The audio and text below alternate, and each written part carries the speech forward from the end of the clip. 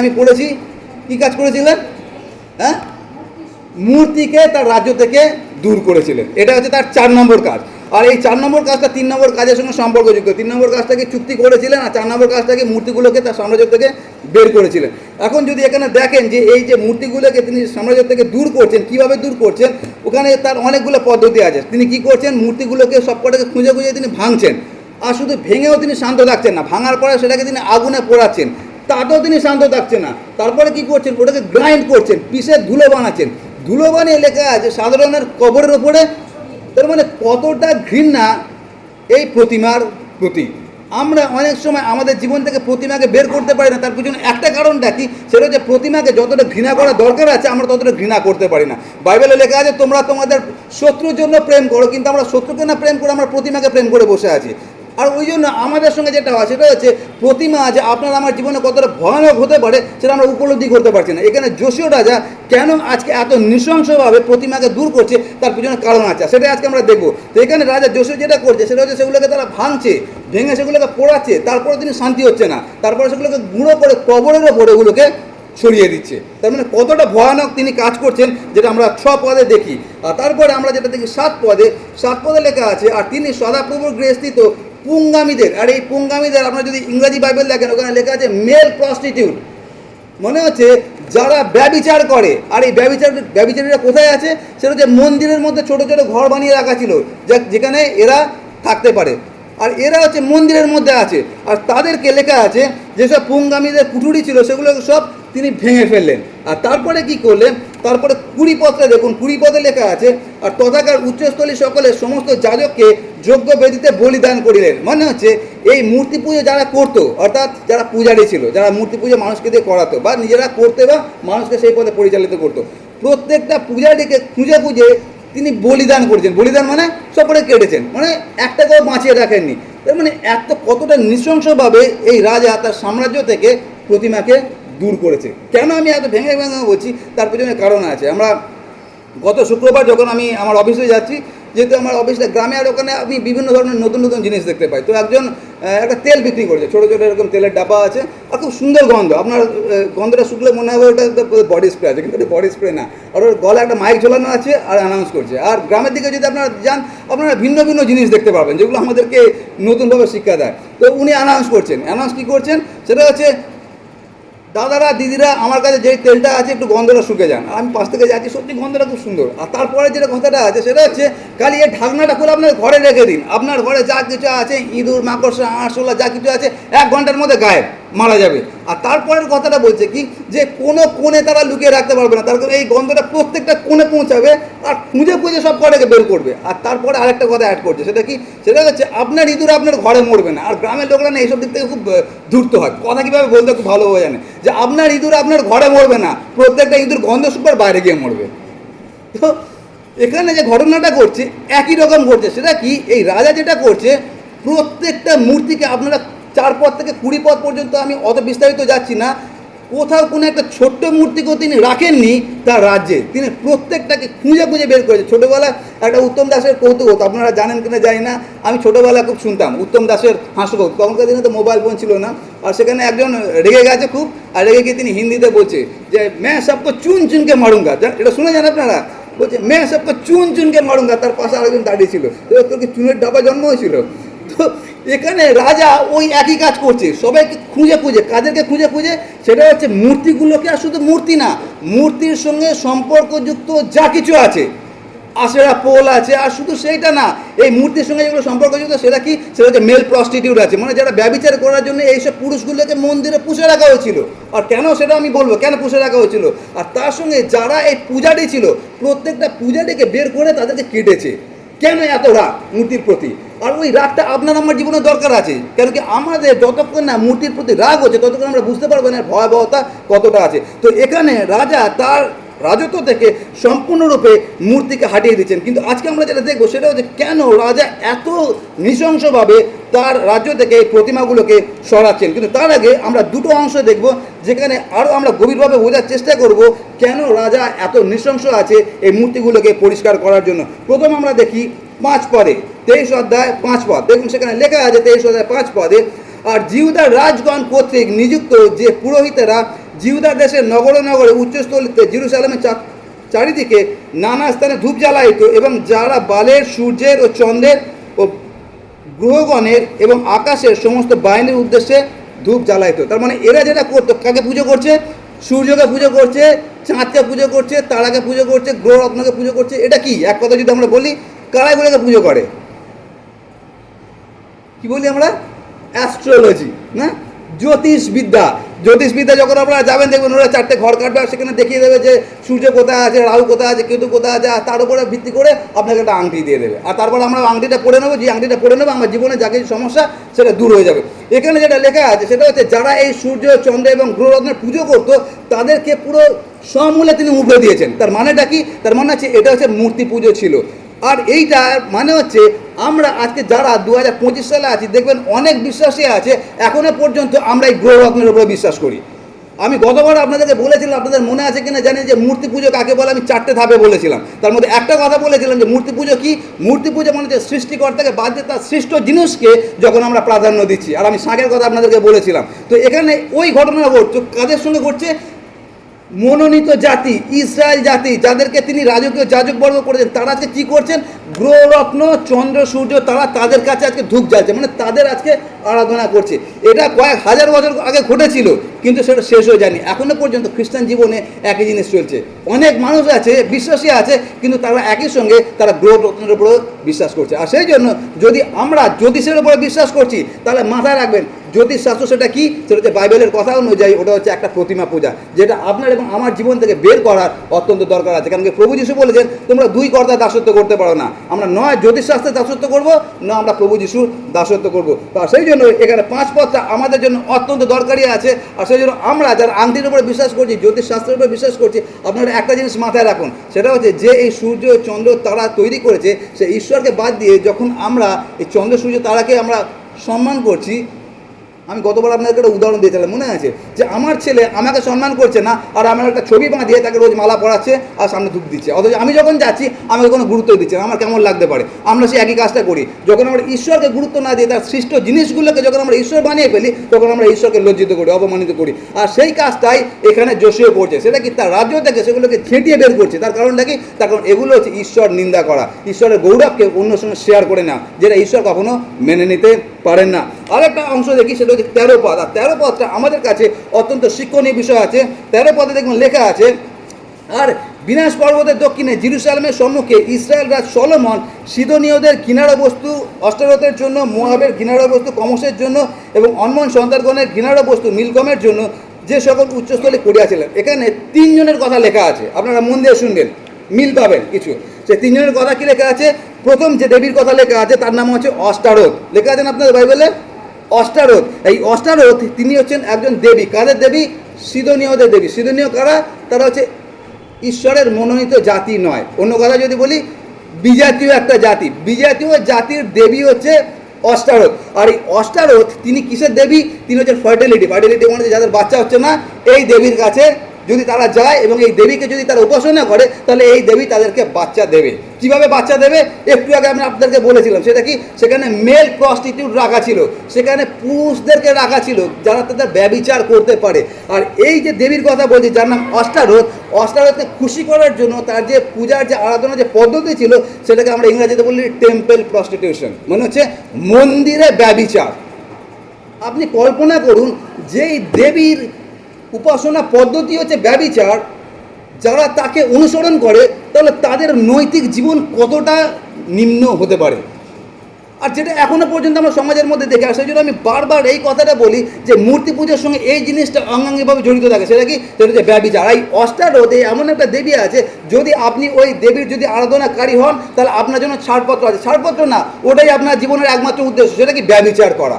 তার কারণ এই দেবী ওতেই খুশি হয় যাতে ব্যভিচার করো। আর সেই জন্য সেখানে মেল প্রস্টিটিউট, আর শুধু মেল না, সেখানে মেল ফিমেল প্রস্টিটিউট রাখা থাকতো। কেন? সেখানে যাতে ব্যভিচার করা হয়। তো এই দেবী আজকে কোথায় আছে? সেটা হচ্ছে ঈশ্বরের মনোনীত জাতি, জিহুদি জাতিরা এখন সেই অষ্টারথকে পুজো করছে। আপনি একবার কল্পনা করুন কী করে হতে পারে যে যেই জাতিকে ঈশ্বর বলেছেন আমার মনোনীত জাতি, রাজকীয় যাজকবর্গ, যাদের সঙ্গে 40 বছর ছিলেন, পবিত্র করেছেন, অথচ তারা আজকে কী করছে? অষ্টারথের পুজো করছে, অষ্টারথের সামনে ধূপ জ্বালাচ্ছে। কতটা ঘৃণ্য বিষয় আছে।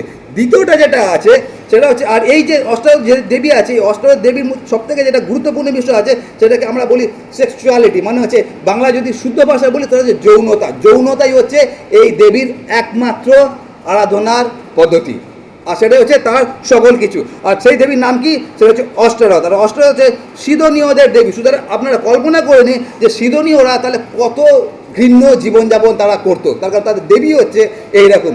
দ্বিতীয় যে দেবের কথা এখানে লেখা আছে সেটা লেখা আছে, দেখুন কেমস লেখা আছে, কোমস বা কেমস, এটা ইংরেজিতে কেমস বা বাংলা কোমস লেখা আছে। আর কোমস, এই কোমস যে আছে সে হচ্ছে একজন দেব, এ হচ্ছে মহিলা না, হচ্ছে পুরুষ। আর এটা হচ্ছে এই যারা মোয়াবাইট আছে, মোয়াবাইটদের জাতীয় রাজা। মোয়াবাইট অনমনে এদের কারা আছে? অনমন সন্তান। এটা আমরা যদি বাইবেল স্টাডিতে আসেন তাহলে আপনারা দেখতে পাবেন, কেন বাইবেল স্টাডিতে এগুলো নিয়ে আমরা ডিটেলে আলোচনা করি। তো যারা মোয়াবাইট আছে, মোয়াব সন্তান আছে, মোয়াবদের এটা হচ্ছে জাতীয় দেবতা আছে। তার নাম কি? জাতীয় দেবতার নাম ক্রোমস। আর ক্রোমস যে আছে এ কিসের জন্য? এ যে যুদ্ধ এবং সফলতার প্রতীক আছে। আর এই দেবকে পুজো করার জন্য বা এই দেবের আরাধনার জন্য যে কাজটা করতে হতো সেটা হচ্ছে হিউম্যান স্যাক্রিফাইস, মানুষকে বলি দিতে হতো। আর সে মানুষের মধ্যে বাচ্চারাও থাকতো। সুতরাং মানুষকে বলি দিয়ে যখন যুদ্ধ করতে যেত তার আগে একটা মানুষকে বলি দেওয়া হতো, এই দেবতাকে খুশি করা হতো, তারপরে যুদ্ধে যাওয়া হতো যাতে যুদ্ধে জয়লাভ করতে পারে। আর 3 নম্বর যেটা লেখা আছে সেটা লেখা আছে কি? আর কমসের জন্য এবং অনমন সন্তানদের ঘৃণারও বস্তু মিলকমের জন্য। আর 3 নম্বর যেটা আছে সেটা হচ্ছে মিলকম। আর এই মিলকম এটা হচ্ছে যারা অ্যামোনাইট আছে, অনমন সন্তান, অনমন সন্তানদের এটা একটা দেব আছে। আর এই দেবটা হচ্ছে ফার্টিলিটির জন্য, মানে হচ্ছে সন্তান সন্ততির জন্য। এবং এটাকে, এই দেবকে খুশি করার জন্য যেটা করতে হতো সেটা হচ্ছে সদ্যজাত শিশুদেরকে আগুনের মধ্যে ফেলতে হতো। যখন আমরা এগুলো বলি কেমন অবিশ্বাস্য লাগে না? কী করে হতে পারে? একটা সদ্যজাত শিশুকে আমরা 7 বছর অপেক্ষা করেছি একটা ছোটো বাচ্চা পাওয়ার জন্য, আমাদের যা কিছু সম্পত্তি ছিল সকল কিছু উড়িয়েছি শুধু একটা বাচ্চা পাওয়ার জন্য। আর এই দেবকে খুশি করার জন্য তারা তাদের সদ্যজাত বাচ্চাকে আগুনের মধ্যে ফেলে দিত। কেন? যাতে এই দেবতাকে যেন হচ্ছে মিলকম, তাকে যেন খুশি করতে পারে। এখন এরা কোথায় আছে? সেটা হচ্ছে ইসরায়েল জাতির জীবনে আছে। এখন ভাবুন, খ্রিস্টানদের জীবনে অষ্টারোধ, মিলকম, কমস যদি থাকে কতটা ঘৃণ্য হতে পারে। আমরা যখন এখন পড়ছি আমরা মনে মনে ভাবছি না, অষ্টারোধ তো নামই শুনিনি, মিলকম তো নামই শুনিনি, এগুলো আমাদের মধ্যে নেই, ওগুলো আকৃতিতে হয়তো নেই, কিন্তু হৃদয়ের মধ্যে আছে, ব্যবহারের মধ্যে হয়তো আছে। কতটা ঘৃণ্য বস্তু। আর তার থেকেও যেটা ঘৃণ্য বস্তু সেটা এখানে দেখুন লেখা আছে 13 পদে, যে লেখা আছে, আর বিনাশ পর্বতের দক্ষিণে জেরুজালেমের সম্মুখে ইসরায়েল রাজ সলোমন। তার মানে এই 3টে যে মূর্তির কথা বললাম আনার পিছনে দায়ীকে সলোমন। সলোমনকে দাউদের ছেলে। তার মানে যার ওপরে আমি ভরসা করছি, পাদ্রিবাবুর উপরে ভরসা করছি যে পাদ্রিবাবু বাইবেল থেকে আমাদেরকে সঠিক পথে চালনা করবেন। পাদ্রি নিজেই গাড্ডার দিকে যাচ্ছে আর আপনাদেরকে গাড্ডার মধ্যে ফেলছে। যার ওপরে বিশ্বাস সলোমন, সলোমন আজকে 3টে মূর্তি এনে তার রাজ্যে প্রতিষ্ঠা করে দিলেন। আর তার কারণে আজকে মানুষ সে পাপের মধ্যে চলে গেল। কতটা ভয়ানক পরিস্থিতি আছে। আর এই গুরুত্বটা আজকে যশোর রাজা উপলব্ধি করতে পেরেছে যে আমার আগে যে রাজারা ছিল যে কতটা ক্ষতি করেছে আমার রাজত্বের মধ্যে। তার কারণ ওই রাজারা যদি মূর্তিগুলোকে না আনতো তাহলে হয়তো আমাদের রাজ্যের মানুষরা এর কাছে এক্সপোজ হতো না, এগুলো হয়তো জানতো না। কিন্তু রাজা সেটা করেছে। কে করেছে? সলোমন করেছে। আর আমি বলেছিলাম গতবারে যে সলোমন কেন পতিত হয়েছিল, তার কারণ হচ্ছে সলোমন হচ্ছে সুন্দরী মহিলাদের প্রতি আকৃষ্ট হয়েছিল। গতবারে বলেছিলাম মনে যেত যে অনেক আজকে খ্রিস্টান ছেলেমেয়েরা আজকে হারিয়ে যাচ্ছে, তার কারণ হচ্ছে কি আমরা সুন্দরী মেয়েদের পিছনে আকৃষ্ট হয়ে যাচ্ছি, সুন্দরী ছেলের পিছনে আকৃষ্ট হয়ে যাচ্ছে। আর সেই কারণে আমরা ঈশ্বর থেকে বিচ্ছিন্ন হচ্ছে। সলোমনের ক্ষেত্রে সেই একই ঘটনা ঘটেছিল। আর সেই জন্য আমরা যারা বিশ্বাসী আছি আমাদেরও যেটা দরকার আছে সেটা হচ্ছে এই যেন আমরা আমাদের মধ্যে থেকে এইগুলোকে দূর করি। সেটা কি? আমাদের মধ্যে যদি কোনো অষ্টারোধ থাকে, আমাদের মধ্যে যদি কোনো কোমস থাকে, আমাদের মধ্যে যদি কোনো মিলকম থাকে, আমাদের মধ্যে যদি কোনো জ্যোতিষবিদ্যা থাকে, সেগুলোকে যেন আমরা আমাদের হৃদয় থেকে দূর করি। কেন? যদি না দূর করতে পারছি তার মানে আমরা ঈশ্বর যে আদেশটা ছিল সেটা কি? সেটা হচ্ছে তোমার সমস্ত অন্তঃকরণ দিয়ে ঈশ্বরকে প্রেম করবে। তার মানে চুক্তিটাকে আমরা মানতে পারছি না। চুক্তিকে আমি মানতে পারছি না অথচ আমি বলছি আমি খ্রিস্টান আছি। চুক্তিকে আমি মানতে পারছি না অথচ আমি বলছি আমি পাদ্রী আছি। আমি বেমালুম আপনাদের সামনে প্রচার করে যাচ্ছি অথচ আমি চুক্তি মানছি না। ওটাই হচ্ছে আজকে খ্রিস্টীয় জীবন অধিকাংশ মানুষের ক্ষেত্রে। আর ওটা অত্যন্ত ভয়ানক বিষয়। আর আমরা বাইরে থেকে কখনো দেখতে পাচ্ছি না মিলকম বা কৌমস বা অষ্টারোধকে, কিন্তু আমাদের ব্যবহারের মধ্যে, আমাদের চিন্তার মধ্যে সেটা এখনো পর্যন্ত আছে। দেখবেন এখনকার দিনে যেটা ঘটছে সেটা হচ্ছে এই মোবাইল ফোনের কারণে আজকে অধিকাংশ মানুষ ব্যভিচারের মধ্যে আটকে আছে। ব্যভিচার হয়তো আমরা শারীরিকভাবে ব্যভিচার করছি না, কিন্তু আমরা চিন্তায় ব্যভিচার করছি। যখন আমরা নোংরা ভিডিওগুলো দেখছি, যখন আমরা নোংরা রিলগুলো দেখছি, তখন আমরা কী করছি? আমরা হাসছি, ঠাট্টা করছি, কিন্তু আমরা একবার ঠান্ডা মাথায় চিন্তা করে দেখি যে বিষয়টার উপর হাসলাম, ওই বিষয়টা কি সত্যি সমাজের স্বীকৃত একটা বিষয়? যে একটা স্ত্রীর 4টে হাসবেন্ড, সেটা নিয়ে আমরা হাসাহাসি করছি। একটা স্বামীর তার 4টে মহিলার সঙ্গে সম্পর্ক, সেটা নিয়ে আমরা হাসাহাসি করছি, রিল দেখছি আর আমরা হাসছি, কিন্তু একবার কল্পনা করছি না যে যেটা থেকে হাসলাম, আমি একজন ঈশ্বরের ছেলে বা একজন মেয়ে হয়ে আমার কি উচিত আছে এটা নিয়ে হাসা? তার থেকে বড় কথা, দেখা কি আমার উচিত আছে?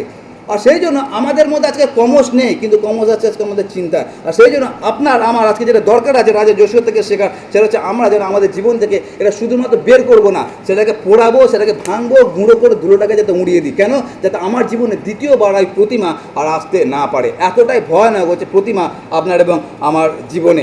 এখন আমাদের কাছে যেটা প্রশ্ন, সেটা হচ্ছে কেন রাজা এতটা নৃশংসভাবে এই প্রতিমাগুলোকে ধ্বংস করছে? প্রথম যেটা পয়েন্ট আছে সেটা কি? সেটা হচ্ছে এই রাজা একটা জিনিস জানে। সেটা কি? সেটা হচ্ছে রাজা যখন 3 পদে 3 প্রতিজ্ঞা করেছিলেন। আর দেখুন দ্বিতীয় রাজা বলি 3 পদে তিনি কি বলেছিলেন, আমি পড়ছি আবার। দ্বিতীয় রাজা বলি 23 অধ্যায় আর 3 পদ, তিনি এরকমভাবে যখন প্রতিজ্ঞা করছিলেন 3 পদে তিনি বলেছিলেন,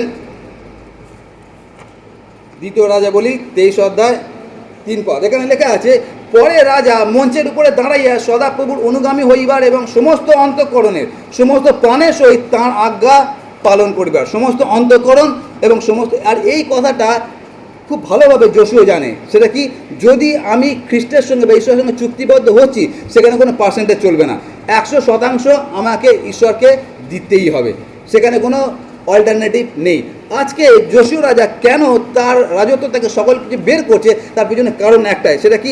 সেটা হচ্ছে আমার রাজত্বে যেন আর দ্বিতীয় অল্টারনেটিভ না থাকে। দ্বিতীয় অল্টারনেটিভ না থাকে মনে হচ্ছে সেটা হচ্ছে ঈশ্বর আমাদেরকে বলেছিলেন 10 আজ্ঞাতে, যাত্রা পুস্তক 20 অধ্যায় 2 এবং 3 পড়ে নেবে। সেখানে লেখা আছে কি? আমার সাক্ষাতে তোমার আর অন্য কোনো দেবদেবী না থাকুক, তোমরা আকাশে, পৃথিবীতে বা জলের নিচে যা কিছু আছে কোনো কিছু প্রতিমা নির্মাণ করবে না। প্রথম কথাটা অত্যন্ত গুরুত্বপূর্ণ। ওই কথা বলে ঈশ্বর তার চ্যাপ্টারটা শুরু করেছিল। সেটা কি? আমার সাক্ষাতে অন্য দেবতা না থাকুক। ওই কাজটাই আজকে যশোর রাজা করছে। সেটা কি? ঈশ্বরের সাক্ষাতে অন্য কোনো দেবদেবী আমার রাজত্বে থাকবে না। বুঝতে পারছেন আমি কি বলছি? কেন এত হিংস্রভাবে তিনি এটা করছেন? তার কারণ হচ্ছে রাজা যশোর জানে যে আমার রাজত্বে ঈশ্বর ছাড়া আর দ্বিতীয় কোনো অল্টারনেটিভ আমি রাখবো না। কোনো একটা সময় প্রভু যিশুকে প্রশ্ন করা হয়েছিল যে প্রভু যিশু, ঈশ্বরের রাজ্য কখন আসবে? আর ওটা লেখা আছে লুক লিখিত সুসমাচার 17 অধ্যায় 20 এবং 21 পদ। আমি পড়ছি আপনাদের জন্য, আপনারা শুনবেন। লুক 17 অধ্যায় আর আমি পড়ব 20 এবং 21 পদ।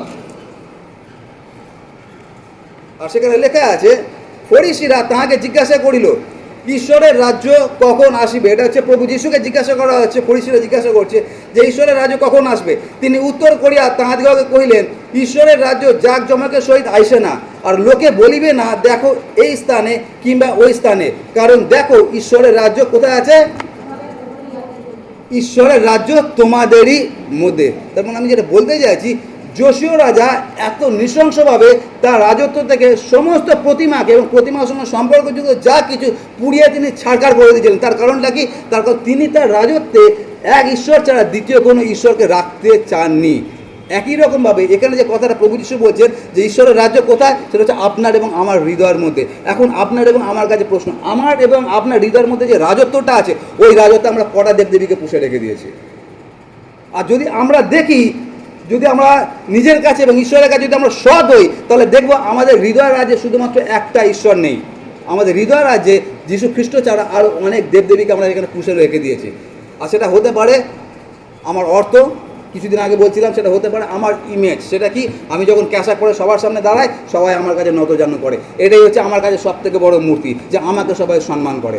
আমাদের প্রত্যেকের হৃদয় রাজ্যে আমরা আজকে অনেক রকম মূর্তি রেখে দিচ্ছি। সেই জন্য যশোর রাজার থেকে আমাদেরকে শেখার দরকার আছে। তিনি যেটা করেছিলেন, তার রাজত্ব থেকে সকল কিছুকে ছেঁটে বিদায় করেছিলেন। তার কারণ ঈশ্বরের প্রথম যেটা আজ্ঞা, আমার সাক্ষাতে অন্য কোনো দেবদেবী না থাকুক। আজকে আপনার এবং আমার হৃদয়ের মধ্যে যদি ঈশ্বরের বাইরে, যদি খ্রিস্ট যিশুর বাইরে আর কোনো দেবদেবী আছে, আমাদের এটাই করণীয় আছে, যেন আমরা হৃদয় থেকে সেগুলো ধুয়ে মুছে সাফ করি। আর সেই জন্য আমাদের প্রত্যেকের জন্য আজকে যেটা দরকার আছে, যেটা প্রভু যিশু আমাদেরকে বলেছেন, তিনি বলেছেন মতি লিখিত সুসমাচার তার 6:24 তিনি বলেছেন, তোমরা দুই কর্তার দাসত্ব করিতে পারো না।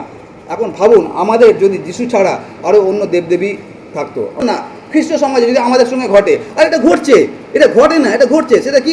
যিশু ছাড়া আমাদের আরও অনেক দেবদেবী আছে। সেটা কি? সেটা দেখবেন পায়রা অনেকের কাছে দেবতার আকার নিয়ে নিয়েছে। পায়রা জানেন তো, লেখা আছে 4 অধ্যায়, কপতের ন্যায় পবিত্র আত্মা। তো ঠিক আছে, যখনই পায়রা দেখবো সঙ্গে সঙ্গে প্রণাম, তার কারণ ওগুলো পবিত্র আত্মা উঠছে। আমি ছোটোবেলা অনেক পায়রা পুষতাম, কিন্তু ওগুলো পবিত্র আত্মা ছিল, ওগুলো পায়রাই ছিল। তো অনেক আজকে আমরা বিশ্বাসী আছি, আমরা আজকে পায়রাকে পবিত্র আত্মার প্রতীক করে দিয়েছি, পায়রাকে আজকে আমরা প্রণাম করছি।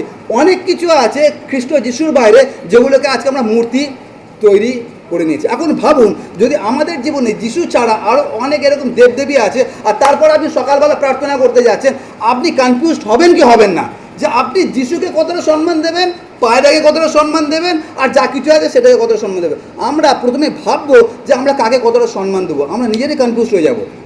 আরাধনা তো অনেক পরে করবো, কিন্তু ঈশ্বরকে ধন্যবাদ দিই যে আমরা যে ঈশ্বর বিশ্বাস করি সেটা হচ্ছে এক ঈশ্বর। সেটা কি? সেটা হচ্ছে প্রভু যীশু খ্রিস্ট, যিনি পিতা, পুত্র এবং পবিত্র আত্মাকে প্রকাশ করেছেন মাংসের মাধ্যমে। সুতরাং আমাদের ঈশ্বর একই ঈশ্বর আছে। যখন একই ঈশ্বর আছে, তখন আমাদের যে ভক্তি শ্রদ্ধা, যে প্রেমটা আছে, ওটা যেন 100% শুধুমাত্র একটা ঈশ্বরকেই আমরা দিই। আর সেই জন্য আমাদের মধ্যে যা কিছু আছে, মূর্তি পূজা সংক্রান্ত সকল কিছুকে যেন আমরা চুনকে মানে খুঁজে খুঁজে বের করি এবং মারি। তার পেছনে কারণটা কি?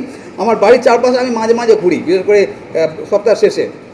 তার কারণ আমি দেখি কোথাও কোনো বট গাছ জন্মাচ্ছে কিনা। আমার বট গাছ এবং অশ্বত্থ গাছকে অত্যন্ত ভয়। তার কারণ আপনারা জানেন, যদি বট গাছ বা অশ্বত্থ গাছ একবার দেওয়ালে হয়ে গেল, ব্যাস শেষ। তো আমি প্রায় ঘুরে ঘুরে দেখি, কখনো কিছু পাই না। হঠাৎ একদিন কী হলো, আমি জানলার উপরটা দেখলাম, যে সানসেট থাকে না, সানসেটে যখন উপরে গেলাম, দেখলাম তাই এত বড় বট গাছ হয়ে গেছে। আরে বাবা, আমি সঙ্গে সঙ্গে ভয় পেয়ে গেলাম। অত বড় বট গাছ, আর বট গাছ যদি ওপরে যদি আপনি 1 ফুট দেখতে পাচ্ছেন, ভেতরে তার মানে 20 ফুট তার শেকড় চলে গেছে। আমি তো খুব দেখে ঘাবড়ে গেলাম। আর তারপরে আমি কী করলাম, আমার অনেক সরঞ্জাম আছে, বড় বড় ছুরি টুরি অনেক সরঞ্জাম আছে। যখন আমি প্রভুকে জানতাম না, সেই সরঞ্জাম এখনও পর্যন্ত রেখেছি। ওটা সাক্ষ্য স্বরূপ যে আমি আগে কী ছিলাম না এখন কী আছে। তো ওই সব যন্ত্রপাতি নিয়ে আমি উপরে উঠে গেলাম। আর উঠে আমি শুধু গাছটাকে তুললাম না, ওই শেকড় যত পর্যন্ত গেছে তার জন্য আমি কী করলাম, সিমেন্ট বালি খুঁচিয়ে সব বের করেছি, প্লাস্টার চটিয়েছি। সেখান থেকে আমি শিকড়টাকে টেনে বের করেছি। আর বের করে আমি গাছটাকে যেখানে সেখানে ফেলিনি। তার কারণটা কি? বট গাছ যেরকম আছে, আমি যেখানে ফেলবো ওখান থেকে আবার নতুন করে শিকড় করে। তো আমি কী করলাম, ওটাকে একটা সুতোর মধ্যে ঝুলিয়ে রোদ্রের মধ্যে ঝুলিয়ে রেখে দিয়েছিলাম।